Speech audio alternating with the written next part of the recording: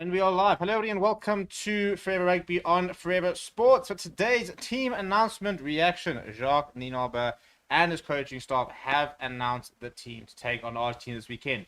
And it is an unchanged starting 15. A couple of changes to the bench, and a couple or two, definitely two players that people have very much wanted to see more of. And, we were told that we were going to see more players against Argentina, and we are going to see a couple of changes. Not wouldn't say wholesale changes, and I think a lot of injuries have very much played into that. Because I think that, for example, we're seeing Jesse Creel now. I don't think we would have seen him a week ago. I don't think we would have seen Kane Moody necessarily against Australia. I don't think we would have seen David Williams at 10.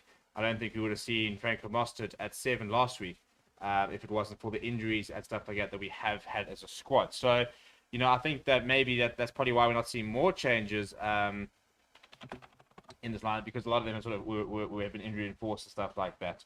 But we were said that the idea was there going to be a few changes. There are a few changes, and again, I think that it'll be interesting to see the scene that we have next week, whether we keep the same squad, or whether we do risk rotation, because at the end of the day, we're also currently vying for a Rugby Championship, and you certainly don't want to throw that away in the pursuit of blooding players and stuff like that. So it's quite a lot of juggling at the Springbok management do have to do.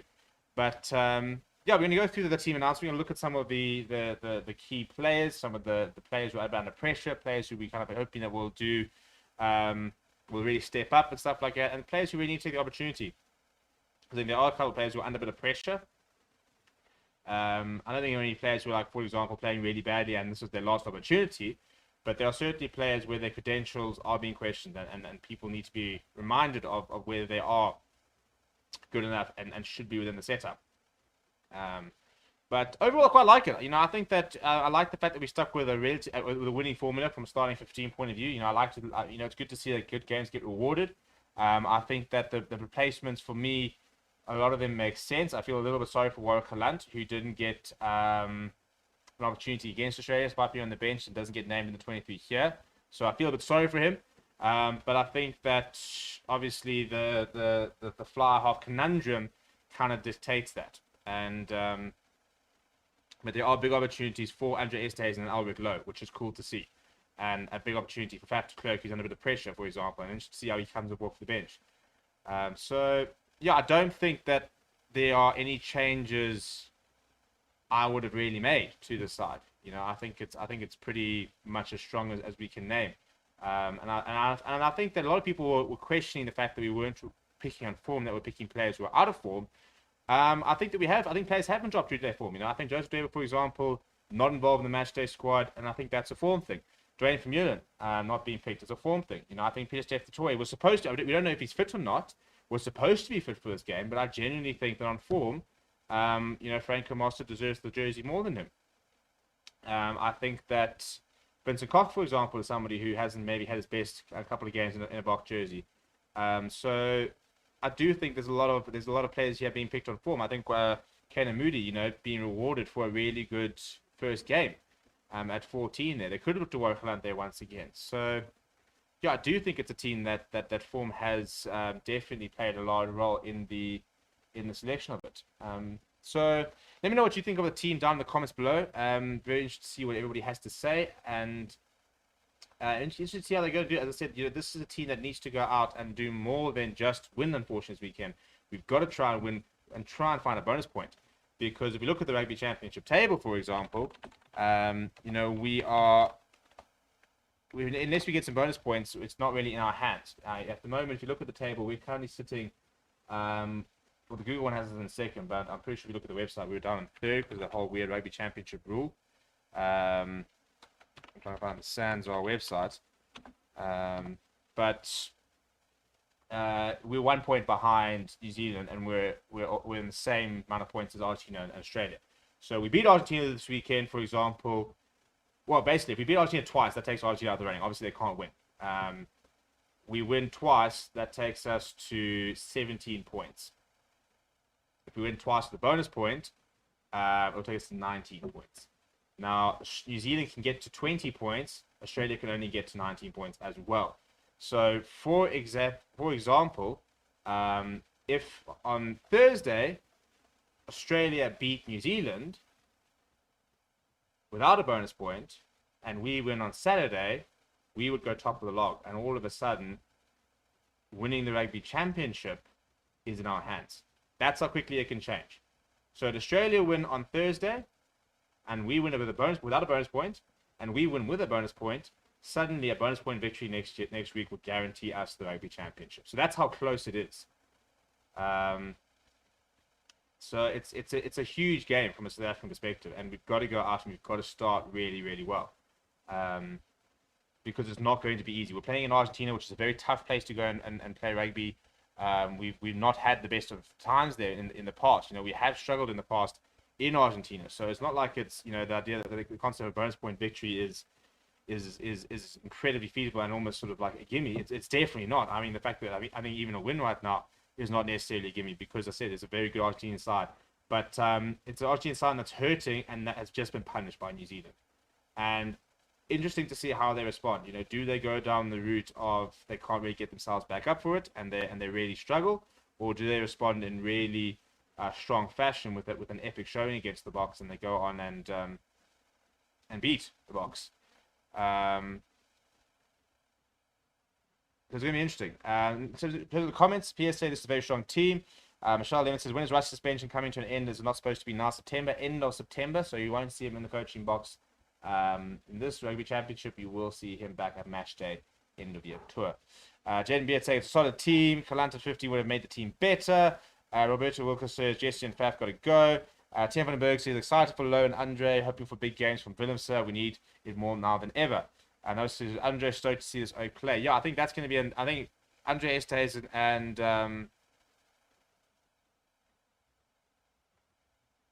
Albert Lowe are going to be a very popular picks for the fan, because we wanted to see a bit more of them. Albert Lowe very much one for the future, playing really good rugby at the Bulls, and Andre Estes on the back of a stormy season for in the Premiership. So hopefully those two sort of put a big shift in. And what I really like about this team is there's a couple of things I like about it. First of all, I think that we're seeing that Stephen Kitsoff and Malcolm Marx currently are better used as starters. Bongi Manambi's back on the squad, so I'm interested to see what they do with that dynamic. Do we now start deploying Bongi Manambi as your bomb squad player? Do we ship Malcolm Marx back down to the bench? I think that we only really had a massive issue with Malcolm Marx on the bench when Bongi stopped playing, and because there was definitely a gap. There's a step down between who was playing and when Malcolm Marx came on.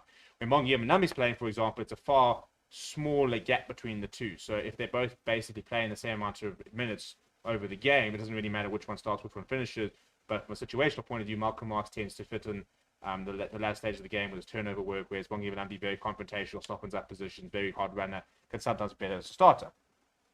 So those are the things you've obviously got to sort of factor in. Also, you look at combinations, for example, Stephen Kitsoff and Malcolm Marx tend to work together a lot. And we've now sort of seen Oxen Chair and Trevor Nyakane work together quite a bit. And the big sort of question, I think Oxen Chair's under a little bit of pressure. Because we're waiting to see what we saw in the URC, aren't we? We're waiting to see him really step up. And we want to see him be one of the best loose heads in the world at an international level. We saw that he could do it at URC level. I mean, we saw that. I mean, he was in the URC dream team. So to suggest, for example, he doesn't deserve to be there and he's not good enough it's wrong at the end of the day. But we need to see him imposing himself a little bit more. I thought we saw a really good game from him against the New Zealand second test. Which one was the one where he was like, it was Australia first? I think there was one of the games where I was quite impressed with him, where he was charging. I mean, we had a kick and chase, stuff like that, and played quite well. But we want to see that making that step up and really sort of apply himself. Because I'd like to see Stephen Kitsoff and Oxen Chair as our two loose heads. And then Stephen Kitsoff, Trevor Nyakane, Vincent Koch, those three will fight for the tight heads.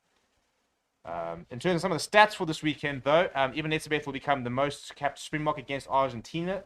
18 times he'll play against them. Obviously, that's because we started playing them twice a year compared to you know, you look at your previous Springboks and Centurions, your Brian Abanders, your Victor Matfields. They didn't play against Argentina in the in the Tri Nations back then, so they didn't play them as many times. Siya Kolisi will play his 40th test as captain, becoming one of the most capped Springbok captains of all time. The total amount of test caps for the Springboks starting up is 741.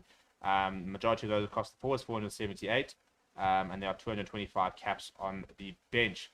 Very experienced forwards. I mean, they're averaging 60 caps per player in the forwards, compared to 37 in the backline and 28 on the bench. So I think that's quite nice, by the way. I think that, you know, we spoke about the fact that we're playing players who are old and stuff like that. But I think the main sort of gripe was, you know, your Dwayne Vermeulens, your Frans Steins, nobody seems to have an issue with Deon Fourie. I mean, it blows my mind that everyone has a massive issue with Dwayne Vermeulen playing or Frans Steyn playing, but nobody's got an issue with Deon Fourie playing. And they're all around the same age, aren't they? You know, everyone's going to have... I mean, you talk about something like Billy Leroux and how old he is, but Trevor Nyakane is the same age. I mean, Billy Leroux is currently 33. I think Trevor is actually older. Billy Leroux is 33 and Trevor Nyakane, yeah, so they're the same age. But you have a big issue with Billy Stott that he's too old as opposed to Trevor. So I think for me it's not about an age thing, it's about a form thing. You know, if you're playing like Deon Fourie is, the best rugby you could potentially ever played in your career, and you can do a job, then it doesn't matter how old he is. Whereas if you've got somebody who's 28 years old, are we going to play him just because he's younger? If he's not going to be better than your older player. So for me, it's more about form, and I think this is a form team. You look at that side, and you know, I think there are question marks over Jesse Creel because he hasn't had a couple of big games, but I think that, you know, that's an injury-enforced replacement. If Lakanya was in there, nobody would have an issue with it. I think the only other player there for me who's under a bit of pressure is, I mean, Mapimpi, I think, has been working pretty well. I don't think there's anybody really putting pressure on him, but I think he's someone who could potentially be under a bit of pressure. But apart from that, you look at the pack, no one's going to be doubting any of the inclusions of Stephen Kitshoff, Malcolm Marx, Frans Malherbe, Eben, Lewitt, Sia, Franco, Jasper Wiese. You know, I think that pack, I don't think you can have any grasp about it. I think that's about the strongest pack we've currently got. You know, whether Evan Roos, for example, can start putting pressure on Jasper Wiese, I hope so. But right now, Jasper Wiese has played really good rugby for the Boks. He deserves his spot. He's definitely taking his opportunities. From a backline perspective, Billy Leroux showed his class. David Williams has to play at 10 because we don't have any other options, but he didn't look bad at 10. Kanan Moody really took his opportunity. Jaden Hendricks has certainly been our best scrum half this year. And if you look at the bench, you know, Kwagga Smith's been fantastic for us. Faf de Klerk, you know, I think he's under a little bit of pressure. I think Frans Steyn's under a little bit of pressure. Albert Lowe's not under really pressure, but very exciting to see him come in. So it's I don't think there's too many changes that you can make to make that team better at the end of the day. You know, it is very much a team of players, especially and players who've been playing well for the Boks. And I think, again, you know, I said it before, and people are saying that you know, I'm obsessed, but I think that Jesse Creel has not been as bad as everybody has. I generally don't. I think he was solid enough against Australia in that second test. He didn't have any ball in hand. So if he's not going to get the ball, it's difficult to do anything with the ball. But I thought that,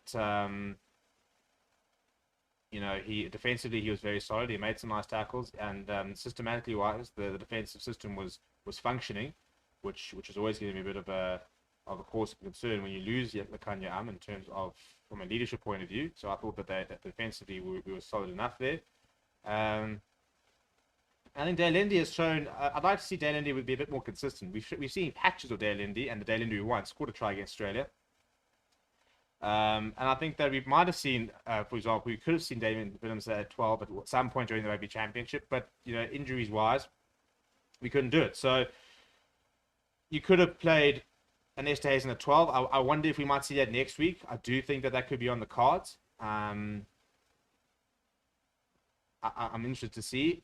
But given the fact that Williams had to shift down to 10, given the fact that Jesse Creel is coming back into the side and hasn't played as much rugby, I think it's a smart thing to have Damien Delendi in that inside centre role. You need people who've been there for a while and are comfortable. You don't want to have people who are not maybe the best of form or not necessarily comfortable, not solid in their position across the backline. And you put Andre Esterhuizen there, and you're talking about a Willemse who's playing almost not basically out of position. He's playing out of position. He's not in the position where they'd like him to be playing. You've got Andre Esterhuizen, who's sort of now trying to make his way back into the side. Hasn't been playing there for a while. You've got Jesse Creel, who's not playing maybe his best rugby. Also hasn't been playing in that side for a while. You've got Kane Moody's playing in a second test. I think that experience is very vital, and I think that's probably what's keeping Damien Delindi very much in the team. And it's not like he's been terrible. We're not talking about Delindi's out of form. He's just not been able to offer us what he was offering us at the World Cup. And I think we'd like to see somebody different. And we'd like to have seen Damian Willemse. But again, injuries in the necessitated, that's not going to be the case. Jaden says, when was the last time you beat Argentina in Argentina? I can find out for you. Springboks versus Argentina rugby history. Bring up the games between them. And the last time we played in Argentina and we won was in 2019. We won in Salta, 46 points to 13, which was actually the last time we played them in Argentina. Before then, however, we actually on a two. Before then, we lost in Mendoza in 2018. We then won in Salta. We lost in Salta before then. So it's been pretty. It's I wouldn't say that they haven't exactly been beating us regularly, but it's a tough place to play. It really is a tough place to play. And I think the biggest thing about playing against Argentina is that when they're at home, it's a side of passion. And what I think Michael Check is trying to do is really find a way to channel that passion and be able to make it a bit more controlled. But if they start playing well, if the crowd gets behind them, they just get more and more difficult. So it's a side that you've got to start well, and you've got to try and quieten down the home fans, because it's a hostile environment over there. We are playing in Buenos Aires at the Estadio Jose Amalfitana Stadium, which seats 49,500 people. I'm trying to see the last time we played there.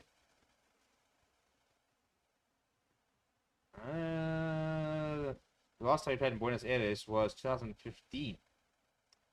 And before that,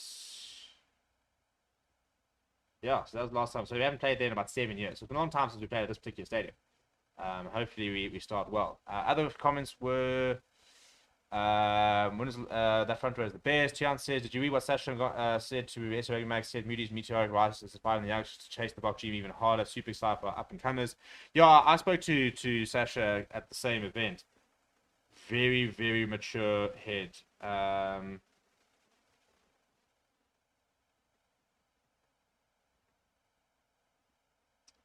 On him, and I think that what I think is very good about him, and I think what's very exciting about him, is that he's willing to wait. He's willing to establish himself in the URC, try and push Moni Liebach. He actually said he wants to share a field with Moni Liebach and then take the next step. And I think that's very good. And I think that South African public also needs to be very wary about where he is. And Caden Moody's, for example, taking a step up, he's looked good, but it's not always the same for various players. And I think that Sasha Ngomazulu is perfectly placed to come into the box side in 2024. I think next year's World Cup is far too soon. From a structural point of view, from a player point of view, he's barely made it into the URC, but he can get a full URC campaign into him now.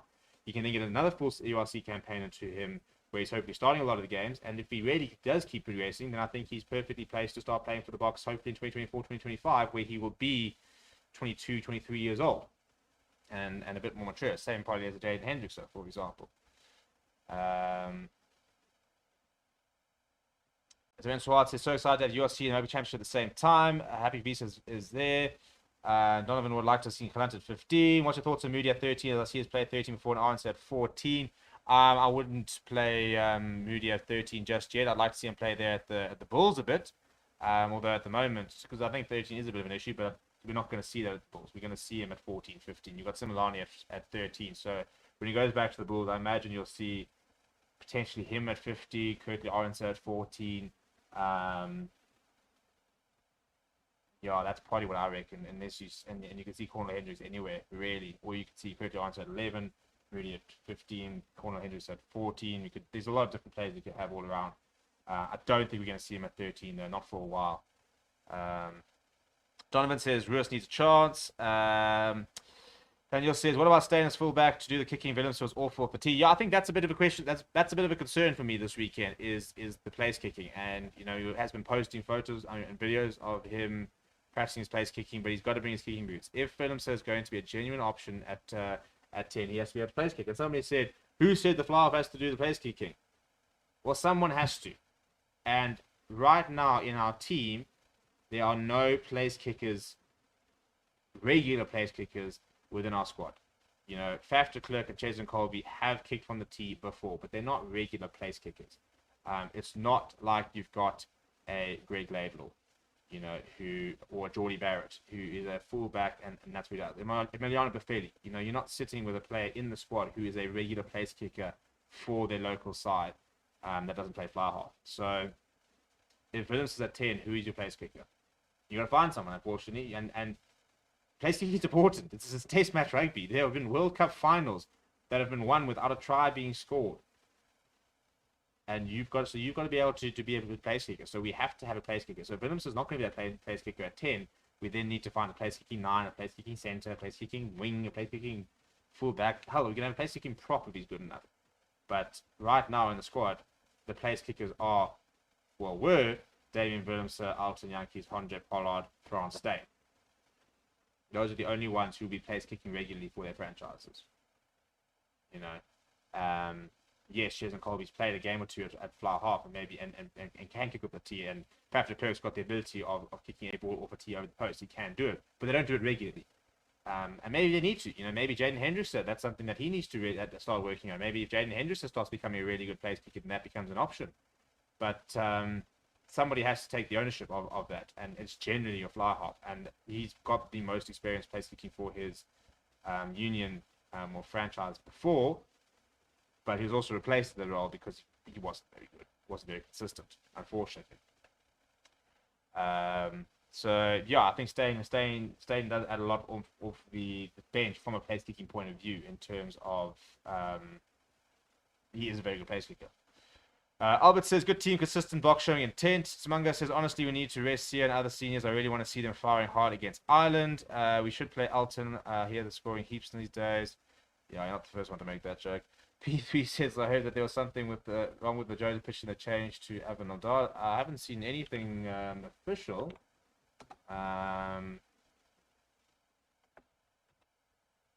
Unless I've missed something. Wait, what did the press release say?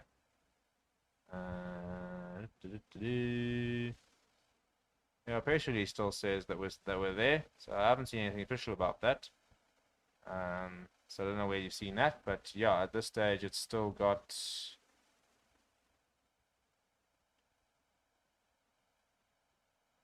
Yeah, I think it's still happening there at this stage. Luditso says, very strong team. Steve, happy to see Esthazen included. Esthazen on the fast pop ball has been destroying in Europe. Let's hope he play in that way. Jaden used to kick at Glenwood. Yeah, so that's why I mentioned him. He has played kick before. So maybe that's an interesting project. You know, do they send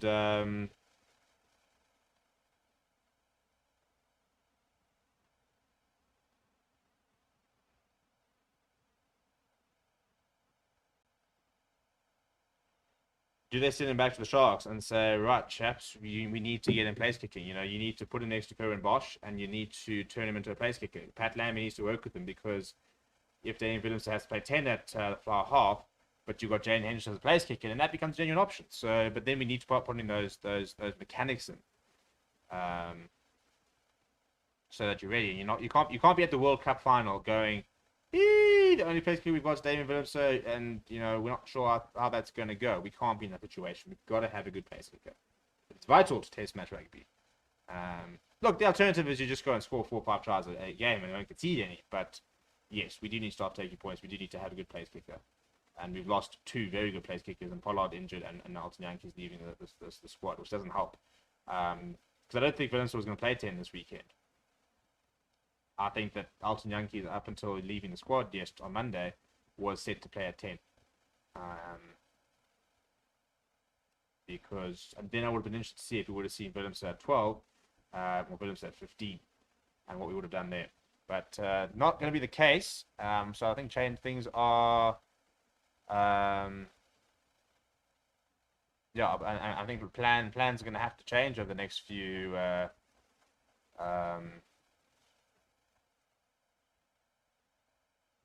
Over the next few months, if for example Arsenal Yankees is not going to be involved with the box going forward, again we don't know exactly what's going to happen. We still don't know all the facts, stuff like that. For example, Marco Alexander, he's not going to comment on the PSA. But if he's not going to be part of the squad, then what do the Springboks do? Do we look at bringing in another fly half? We might have to. For example, Johan Goosen, I see somebody's mentioning Johan Goosen in the chat. From what I understand, he won't even be available for Bulls this weekend.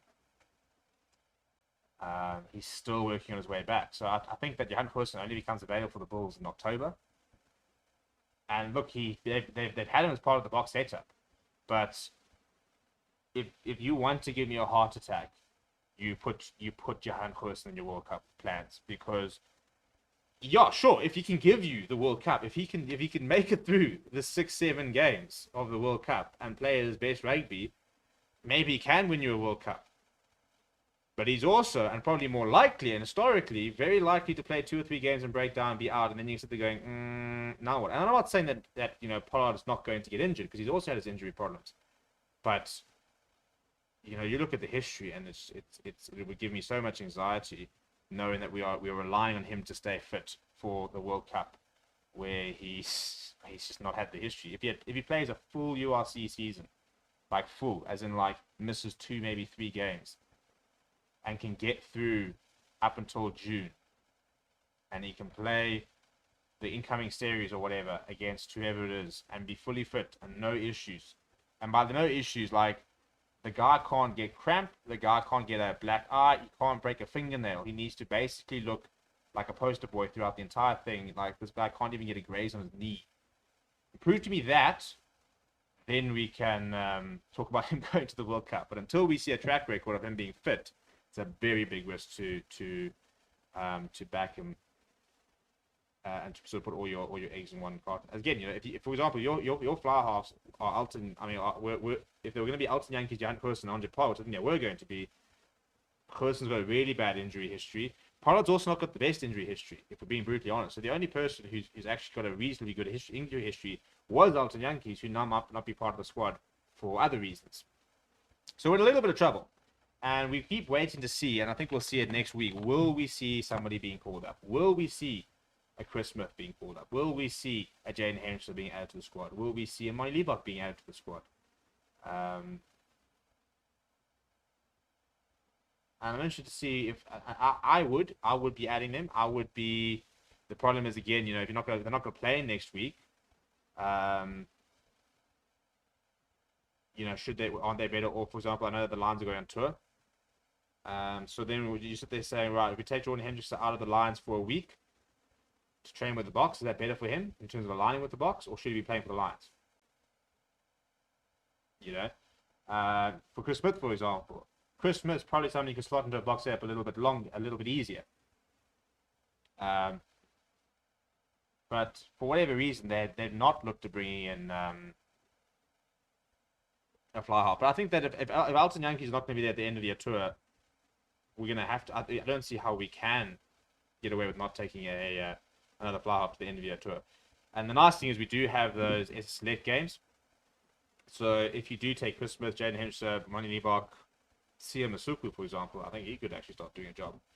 At least you could give them game time in a Bok jersey. So I don't think you could give them 2 definitely games. And if Pollard isn't available for that final test against England, then maybe you could throw them into or at least very much put them on the bench. And you could get a fly half. You could get them 3 games for the Springboks, 1 official cap, but 3 games for the team. And then hopefully they're around next year as well. But I think that unfortunately, we kind of gambled a little bit with flower halves. As I said, we've always had 3 flower halves. The one's been Johan Goosen. So as far as I'm concerned, it's 2.5 flower halves until he sorts his injuries issue out. But the idea was that we're going to back Pollard and Yankees 1 and 2, and then hopefully add Goosen as a 3rd. and we wouldn't need to bring anybody until after the World Cup. And now, Pollard's broken down, the young Keys has left the squad, and now we're sitting there going, oh, Schweppes, we weren't planning on having Damian Willemse as our front runner fly half. We're going to have to add somebody. I don't see how they get away with not adding somebody to the squad.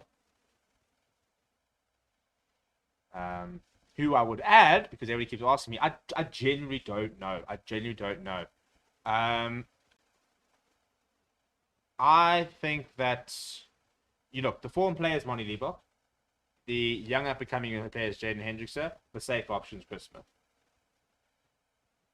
And I don't know what you want. I don't know where you go and you take Monty Liebach, who's playing the best rugby of his life, and you go into the Springbok setup and you say flourish. I don't know if the Springbok environment is ready for him. I think we've seen how Warwick Galant has been able to translate that form, nor even get the opportunity. At the same time, he could be the best of the three from a form perspective. I think Chris Smith is a very solid option, but I don't think he's world class. I don't think he ever will necessarily be world class. And maybe he just takes it up a whole different level. But I think that he is someone. He's 28 years old. He's just turned 28. So he's had time to really sort of establish himself, and he's established himself as a solid fly half, a good fly half, but never bashed the door down at international level. Jaden Hendrickson, on the other hand, will play Springboks. If he stays fit and he plays like he is, I've got no doubt he will get Springbok capped one day. Is he ready? And his brother has looked very comfortable. And I'm not saying that means that Jaden is, but that is also the risk, from a young point of view. I'm hoping that we use the next 3-4 weeks of the URC to find and decide who we're going to bring in. We're going to have to bring something at the end of the year tour. Jan says, putting too much kicking pressure on Phillips could affect his confidence, which is high right now. I totally agree. Jade says, how old is Chris Smith? You're 28. Who is the best rugby player? I'm not sure who you're talking about then. You're talking about in the world right now. Then it's probably DuPont or Lacanyo So MC says, who was that under 21 kid at 10? He looked like he was going to be some magic. Talking about Sasha Ngomazulu, who's 19. Not going to be calling out Brosh. Tian says, bring in Smith or Liebach, surely, maybe even both for the end of year SA games. Jan says, need new blood for 10 position. We're not calling out Rob DePria Jr., Matthew Dixon, nice try there. As someone who used to kick at school level, I think if Damien can work on it at the level where he's comfortable and confident, you will not stop him. Yeah, the only problem is that he's 24 years old. He's had plenty of time to perfect it. In fact, he was back as a fly half up until a year ago and still didn't really click together. So you kind of sort of get the idea that's maybe just not something he's particularly good at. Carter says Alton is needed in the team. Is New Zealand versus Oz game on Thursday? Yes, it is. Our preview will be out tomorrow. I mean Jordan, fucking Jordan and Jaden. Their parents doomed us to never be able to get them right. Jordan the GOAT, Jaden the weird guy playing at Sharks. We'll see Jordan this weekend. My man. Hopefully we can get to the stadium as well.